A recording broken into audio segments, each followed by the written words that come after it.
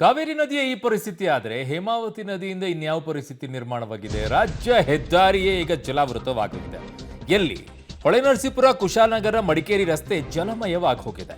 ಹೊಳೆನರಸೀಪುರ ರಸ್ತೆಯಲ್ಲಿ 5 ಅಡಿಯವರೆಗೂ ಕೂಡ ನೀರು ನಿಂತಿದೆ. 5 ಅಡಿ. ವಾಹ್! ರಸ್ತೆಯಲ್ಲಿ ಸಂಚರಿಸಲು ವಾಹನ ಸವಾರರು ಪರದಾಡಿದರೆ ಸಂಚರಿಸಕ್ಕೆಲ್ಲಾಗುತ್ತೆ 5 ಅಡಿ ನಿಂತರೆ. ರಸ್ತೆ ಪಕ್ಕದ ಕೆಲ ವಾಣಿಜ್ಯ ಮಳಿಗೆಗಳು ಕೂಡ ಈಗ ಜಲಾವೃತವಾಗ್ತಾ ಇವೆ. ನೂತನ ಎಪಿಎಂಸಿಯಲ್ಲೂ ಕೂಡ ಈಗ ಮಳೆ ನೀರು ಆವರಿಸಿಕೊಂಡಿದೆ. ಅಬ್ಬಬ್ಬಬ್ಬ, ದೊಡ್ಡ ಬಸ್ ಆದರೆ ಹೋಗ್ಬೋದು, ಕಾರ್ಗೀಳು ಬೈಕಲ್ಲೇ ಚಾನ್ಸೇ ಇಲ್ಲ ಈಗ.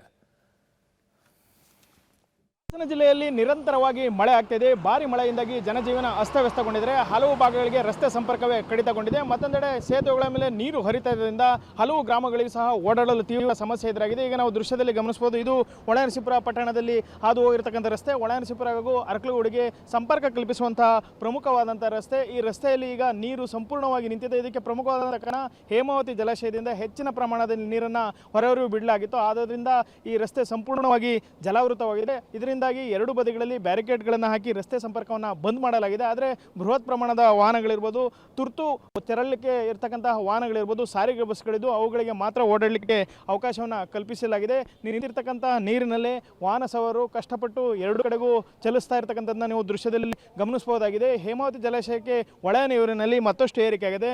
ಮತ್ತಷ್ಟು ಪ್ರಮಾಣದ ನೀರನ್ನು ಹೊರಗೆ ಬಿಡಲಾಗ್ತದೆ. ಆ ಬಿಟ್ಟಂತಹ ಸಂದರ್ಭದಲ್ಲಿ ಈ ರಸ್ತೆಯಲ್ಲಿ ಓಡಾಡುವುದೇ ದುಸ್ತರವಾಗ್ತದೆ. ಹಾಗಾಗಿ ರಸ್ತೆಯನ್ನು ಬಂದ್ ಮಾಡುವಂಥ ಒಂದು ಸಾಧ್ಯತೆಯೂ ಸಹ ಹೆಚ್ಚಾಗಿದೆ. ಈ ರಸ್ತೆಯ ಅಕ್ಕಪಕ್ಕ ಇರತಕ್ಕಂತಹ ಮಳಿಗೆಗಳಿರ್ಬೋದು, ಇನ್ನೊಂದೆಡೆ ಅಗ್ನಿಶಾಮಕ ಠಾಣೆ ಇರ್ಬೋದು, ಮತ್ತೊಂದೆಡೆ ನೂತನವಾಗಿ ನಿರ್ಮಿಸಿದಂಥ ಎಪಿಎಂಸಿ ಇರ್ಬೋದು, ಇವೆಲ್ಲವೂ ಸಹ ಸಂಪೂರ್ಣವಾಗಿ ಜಲಾವೃತವಾಗಿದೆ. ಎಪಿಎಂಸಿಯಲ್ಲಿ ಇನ್ನೂ ಅದನ್ನು ಆರಂಭ ಮಾಡದ ಹಿನ್ನೆಲೆಯಲ್ಲಿ ಯಾವುದೇ ಸಹ ವಹಿವಾಟು ನಡೀತಾ ಇಲ್ಲ. ಆದರೆ ಎಪಿಎಂಸಿ ಸುತ್ತಲೂ ಹಾಗೂ ಎಪಿಎಂಸಿ ಒಳಗೆ ಜಲಾವೃತವಾಗಿದ್ದು ನೀರನ್ನು ಹೊರಹಾಕಲಿಕ್ಕೂ ಸಹ ಸಾಧ್ಯವಾಗಲ್ಲ. ಯಾಕೆಂದರೆ ಇದು ತಾನಾಗಿ ಆವಿಯಾಗಬೇಕು ಅಥವಾ ಚರಂಡಿ ಮೂಲಕ ಹರಿದು ಹೋಗಬೇಕು ಅಂಥ ಪರಿಸ್ಥಿತಿ ಇಲ್ಲಿರ್ತಕ್ಕಂಥದ್ದು. ಇನ್ನು ದೃಶ್ಯದಲ್ಲಿ ಈಗ ಗಮನಿಸಬಹುದು, ನಿಂತಿರ್ತಕ್ಕಂಥ ನೀರಿನಲ್ಲೇ ಸಾರಿಗೆ ಬಸ್ ಕೂಡ ಚಲಿಸ್ತಾ ಇದೆ. ಅದರ ಹಿಂದೆ JCB ಇರ್ಬೋದು, ಲಾರಿಗಳು ಇರ್ಬೋದು, ವ್ಯಾನ್ಗಳು ಇವೆಲ್ಲವೂ ಸಹ ಕಷ್ಟಪಟ್ಟು ಇದೇ ದಾರಿಯಲ್ಲಿ ಸಂಚರಿಸಬೇಕಾಗುತ್ತೆ. ಯಾಕೆಂದರೆ ಪ್ರತಿನಿತ್ಯ ಈ ರಸ್ತೆಯಲ್ಲಿ ನೂರಾರು ವಾಹನಗಳು ಸಂಚಾರವನ್ನು ಮಾಡ್ತಾರೆ. ಅಲ್ಲದೆ ಇದು ಅರಕಲಗೂಡು ಮಾರ್ಗವಾಗಿ ಹೊಳೆನರಸೀಪುರವಾಗಿ ಅರಕಲಗೂಡು ಚಲಿಸ್ತಕ್ಕಂತಹ ಪ್ರಮುಖ ಹೆದ್ದಾರಿಯಾಗಿದ್ದರಿಂದ ಇದು ಇಲ್ಲಿ ಎಲ್ಲವೂ ವಾಹನಗಳು ಸಂಚಾರವನ್ನು ಮಾಡಲೇಬೇಕಾದ ಅನಿವಾರ್ಯತೆ ಎದುರಾಗಿದೆ. ಹಾಗಾಗಿ ಇಲ್ಲಿ ನಿಂತಿರ್ತಕ್ಕಂತಹ ನೀರಿನಲ್ಲೇ ವಾಹನ ಸವಾರರು ಕಷ್ಟಪಟ್ಟು ವಾಹನಗಳನ್ನು ಚಲಾಯಿಸಿಕೊಂಡು ಹೋಗ್ತಾ ಇದ್ದಾರೆ. ಮತ್ತೊಂದೆಡೆ ದ್ವಿಚಕ್ರವಿರೋದು ಸಣ್ಣ ಪುಟ್ಟ ವಾಹನಗಳು ಅವೆಲ್ಲ ಸಂಚಾರವನ್ನು ಸಹ ಸಂಪೂರ್ಣವಾಗಿ ಸ್ಥಗಿತಗೊಳಿಸಲಾಗಿದೆ. ಸ್ಥಳದಲ್ಲಿ ಅಗ್ನಿಶಾಮಕ ದಳದ ಸಿಬ್ಬಂದಿ, ಪೊಲೀಸರು ಮಕಾಮನ್ನು ಹೂಡಿ ಬ್ಯಾರಿಕೇಡ್ಗಳನ್ನು ಹಾಕಿ ಜನರಿಗೆ ಬೇರೆ ಮಾರ್ಗದಲ್ಲಿ ತೆರಳುವಂತೆ ಸೂಚನೆಯನ್ನು ಸಹ ನೀಡ್ತಾ ಇದ್ದಾರೆ.